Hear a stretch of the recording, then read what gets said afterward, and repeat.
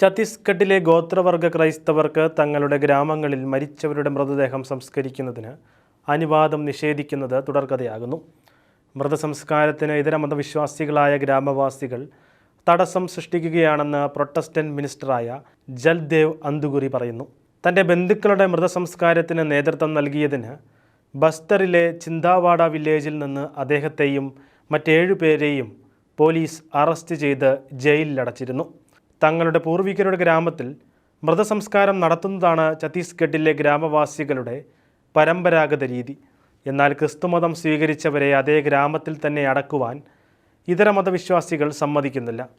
ക്രൈസ്തവരെ അവരുടെ പൂർവികരുടെ ഗ്രാമത്തിൽ മറവ് ചെയ്യുന്നത് തങ്ങൾക്ക് നിർഭാഗ്യം കൊണ്ടുവരുമെന്നാണ് ഗ്രാമവാസികളുടെ ഭാഷ്യം.